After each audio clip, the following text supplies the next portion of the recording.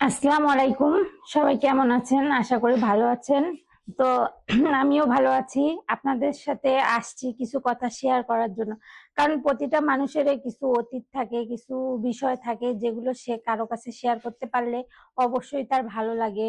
আর হচ্ছে এই জন্যই আপনাদের সাথে শেয়ার করছি, যেগুলো আসলে নিজের রিলেটিভ মা বাবার আত্মীয় স্বজনের কাছে বলা যায় না, সেগুলো হয়তো ক্যামেরার সামনে আপনাদের সামনে অনেক কিছু বলা যায়, বললে শেয়ার করা যায়, আবার এর সমাধানও পাওয়া যায়। তো সেই একটা বিষয় নিয়ে আমি আপনাদের সাথে আসছি কিছু সময় কথা, আমার জীবনের কিছু কথা বলার জন্য, যেগুলো শুনলে হয়তো আপনাদের কেমন লাগবে জানি না, আমি বলতে চাই আর বলতেছি। আসলে প্রতিটা মেয়ে কিন্তু চায় ভালোভাবে চলতে, কিন্তু তার জীবনে কিন্তু অনেক রকম বাধা বিপত্তি থাকে। তো আমার জীবনে এরকম কিছু ঘটনা আছে যেগুলো বলতেছি আপনাদের কাছে। আমার ছোটবেলা থেকে অনেক আশা ছিল যে লেখাপড়া করে অনেক বড় কিছু হব, বা স্কুল কলেজে যখন পড়ছি যে কলেজের ম্যাডাম হব বা ডাক্তার হব, এরকম কিছু চিন্তা ছিল। তারপরে যখন কলেজে যখন পড়ি, বিভিন্ন অনুষ্ঠানে অংশগ্রহণ করি, তখন কিন্তু অভিনয়ের প্রতি, গানের প্রতি অনেক ঝোঁক ছিল। কারণ হচ্ছে স্কুল কলেজে তো জানেন অনেক রকম অনুষ্ঠান হয়, ওখানে অনেক অভিনয় করতে হয়, গান গাইতে হয়। তো তখন থেকে একটা মনের মধ্যে ইচ্ছা ছিল যে আমি কিছু করব, গান, মিডিয়া, কোথায় গেলে মিডিয়ার লোকদের দেখা পাবো, কিভাবে ক্যামেরার সামনে যাইতে পারবো, মানুষ ছবি করে, নাটক করে, আমি যদি করতে পারতাম। কিন্তু আমার ফ্যামিলি থেকে তো এগুলো পছন্দ করতো না।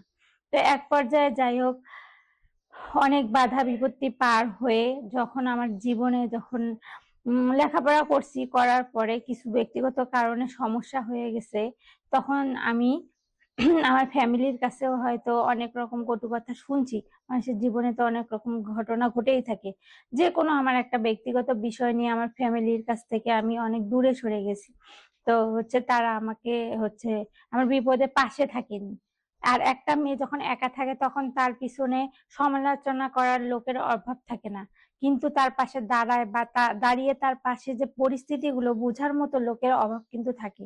তো যাই হোক, অনেক কিছু করেছি, লেখাপড়া করেছি, লেখাপড়ার পাশাপাশি এমন একটা পর্যায়ে আসছি যে সময়টা আমি ভাগ্য গুণে ঠিকই মিডিয়ায় চলে আসছি। আবার আমার গানের প্রতি খুব ঝোঁক ছিল।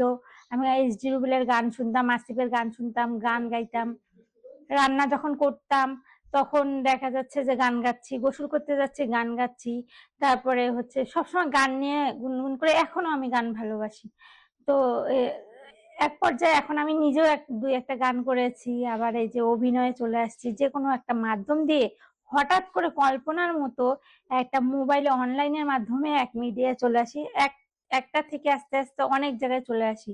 তো এই আমার খুব ভালো লাগছে অভিনয় করতে, গান গাইতে। তো আসলে মানুষ অনেকে হয়তো মিডিয়াকে নিয়ে অনেক রকম মন্তব্য করে, ভালো মন্দ, কিন্তু দেখেন, এই যে ওই অভিনয়গুলো কিন্তু একটা শিল্প। এই অভিনয়গুলো যদি আমরা না করতাম, মানুষ কিন্তু মানে বুঝতে পারতো না। আর আমরা কিন্তু অভিনয়ের মাধ্যমে অনেক কিছু সচেতন হইতে পারি, জানতে পারি। আর এগুলো কিন্তু সচেতন হওয়ার জন্যই আমাদেরকে অনেক রকম পোশাক করতে হয়, অনেক রকম নেগেটিভ পজিটিভ কথা বলতে হয়। কিন্তু এগুলোকে সমাজে আমাদের কি করে, ভালোর থেকে খারাপে বলে। কিন্তু একটা অভিনয় কিন্তু সহজ না। কত কষ্ট করে আমাদেরকে অভিনয় করে আপনাদেরকে এই বিষয়গুলো বোঝাতে হয়। কিন্তু এগুলোকে আমরা আশা করি ভালো দৃষ্টিতে দেখবেন, আমাদেরকে সাপোর্ট করবেন, লাইক করবেন, শেয়ার করবেন। কারণ এই একটা অভিনয় করতে 3 বার 4 বার একটা ডায়লগ মানে কাট দিতে হয়, আবার বলতে হয়।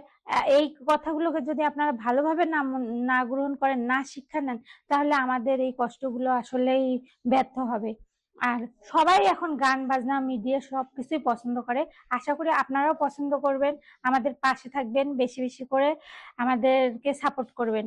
উম তো আর কি বলবো, আরো কিছু কথা বলবো পরবর্তীতে আপনাদের সাথে শেয়ার করব। তো কেমন লাগলো অবশ্যই কমেন্ট করে জানাবেন। আর ভালো থাকবেন সবাই, সুস্থ থাকবেন, সবার সুস্থতা কামনা করছি।